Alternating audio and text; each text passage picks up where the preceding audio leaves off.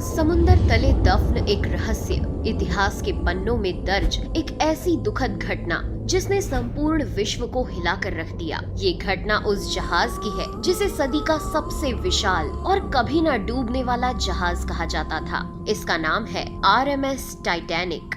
दोस्तों, टाइटैनिक की कहानी शुरू होती है 19वीं शताब्दी की शुरुआत से। उस समय जर्मन और ब्रिटिश में होड़ मची थी बड़े बड़े जहाज का निर्माण करने की। इसलिए ब्रिटेन सरकार ने एक ऐसा जहाज बनाने का फैसला लिया जिसकी सजावट और कद एक आलीशान महल से भी बड़ा हो, जो इस सदी का सबसे बड़ा जहाज कहलाए। इसलिए ब्रिटेन सरकार ने व्हाइट स्टार लाइन कंपनी को जहाज बनाने के लिए करोड़ों डॉलर का लोन दिया। इसके बाद 31 मार्च 1909 में नॉर्थ आयरलैंड के बेलफास्ट में शुरू हुआ टाइटैनिक का निर्माण। लगभग 15,000 इंजीनियर और कारीगरों ने 3 साल कड़ी मेहनत करके पानी में चलता एक भव्य और आलीशान जहाज तैयार किया। इस जहाज को 16 अलग अलग कंपार्टमेंट्स में बनाया गया था, जो पूरी तरह से वाटर टाइट थे। इसकी इसी खूबी के कारण ही इसे अनसिंकेबल जहाज कहा जाता था। 2 अप्रैल 1912 को टाइटैनिक बनकर तैयार हो चुका था। इस जहाज की भव्यता का एहसास जितना बाहर से होता था,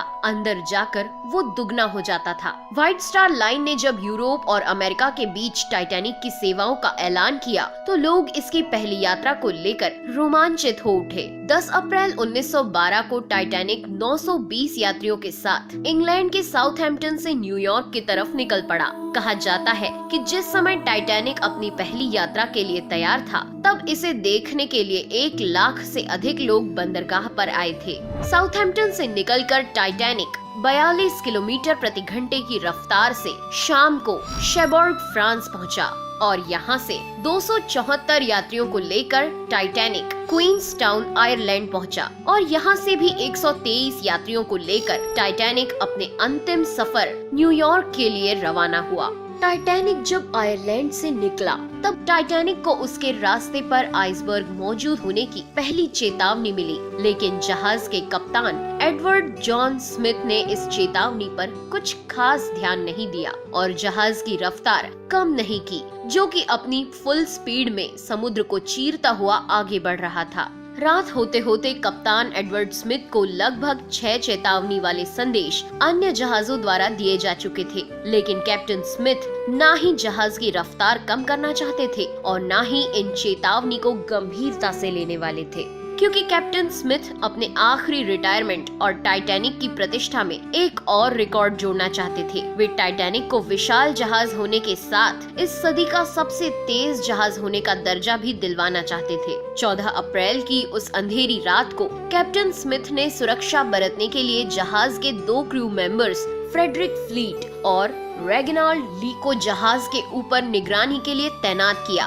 ताकि वो किसी भी खतरे की जानकारी तुरंत कैप्टन को दे सके। उस रात समुंदर एकदम शांत था, आसमान में चांद नहीं था, इसलिए उन्हें सिर्फ तारों की हल्की रोशनी ही मिल रही थी। तभी अचानक 11:39 पर निगरानी पर तैनात फ्रेडरिक फ्लैट ने जहाज के ठीक सामने एक काला सा पहाड़ देखा। उन्हें बर्फ की चट्टान नहीं दिखी। ये देख फ्रेडरिक तुरंत समझ गया कि टाइटैनिक के सामने एक विशाल आइसबर्ग है। फ्रेडरिक फ्लीट ने एक क्षण भी न गवाते हुए 3 बार घंटा बजा दिया और फिर तुरंत फोन पर खबर दी, बर्फ की चट्टान बिल्कुल सामने है। ये सुनते ही सारे अफसर जहाज को मोड़ने की कोशिश करने लगे। अचानक हुए डिसीजन से कैप्टन ने टाइटैनिक को उस बड़े आइसबर्ग से दूर ले जाने की सारी कोशिशें की, लेकिन अफसोस 11:40 पर जहाज के राइट साइड का निचला हिस्सा उस बड़े आइसबर्ग से टकरा गया। टकराव इतना जोरदार था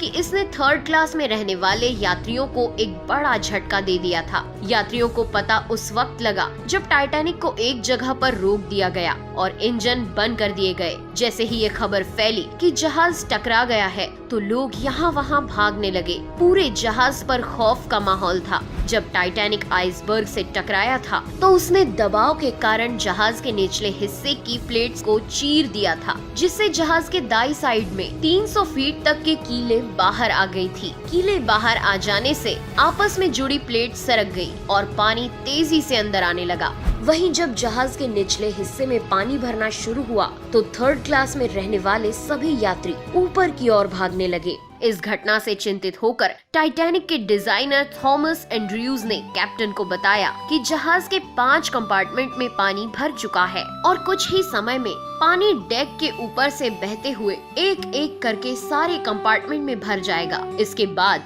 सभी लाइफ बोट को बाहर निकाला जाने लगा, लेकिन उस समय टाइटैनिक पर केवल 20 ही लाइफ बोट्स मौजूद थी, जिसकी कैपेसिटी लगभग 65 यात्रियों की थी। लेकिन अफरा तफरी और घबराहट में लाइफ बोट में केवल 28 से 30 यात्रियों को ही चढ़ाया गया। इस बात पर सवाल भी उठे कि कैप्टन होने के नाते स्मिथ को इस बात की जानकारी थी कि जहाज में कितने यात्री हैं और कितनी लाइफ बोट्स हैं। फिर भी कई नावों को बगैर पूरी तरह भरे जाने दिया गया और इसी वजह से ज्यादा लोगों की जाने गई। उस रात जहाज पर चारों तरफ खौफ का माहौल था, लेकिन इसी बीच वहाँ मौजूद म्यूजिशियंस का एक दल अपनी जिंदगी की परवाह न करते हुए मौत से बेखौफ होकर अपनी आखिरी सांस तक संगीत की धुनों को बजाता रहा, ताकि मरने वाले अपने आखिरी पल कुछ खुशी से बिता सके।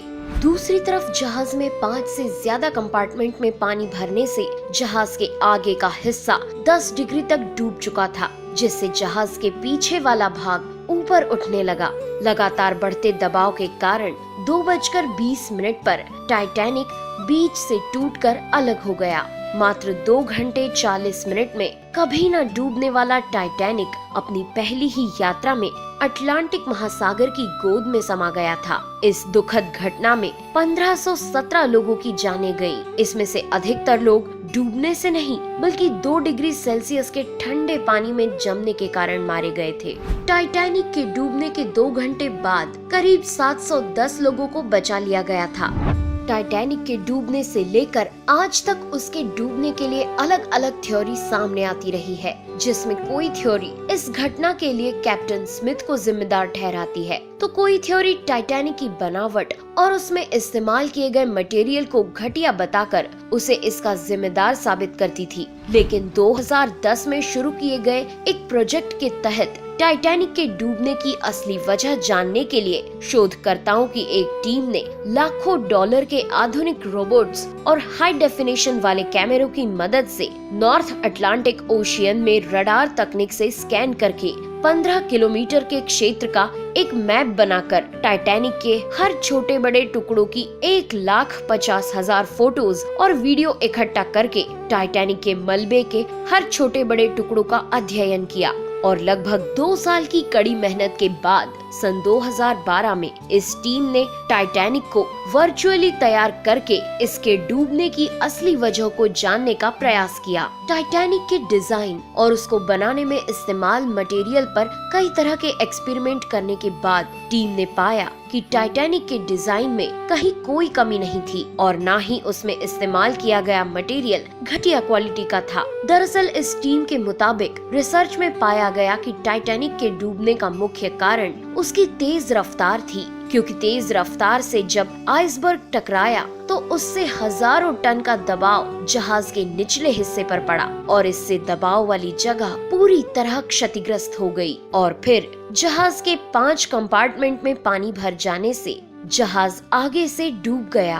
आज टाइटैनिक का मलबा कनाडा न्यू फाउंडलैंड से करीब 600 किलोमीटर दूर 4 किलोमीटर नीचे गहराई में पड़ा हुआ है, जिसकी तलाश एक अरसे से होती रही है, लेकिन कामयाबी 1985 में मिली। उसके बाद से अभी तक 700 से भी ज्यादा तैराक इस ऐतिहासिक मलबे के पास जा चुके हैं। हालांकि 100 साल पूरे होने से इसे पानी के नीचे की धरोहर में शामिल कर लिया गया है, जिसके बाद टाइटैनिक के मलबे का संरक्षण अब संयुक्त राष्ट्र की सांस्कृतिक एजेंसी करती है, ताकि इसके मलबे को गैर वैज्ञानिक और अनैतिक खोजों से बचाया जा सके।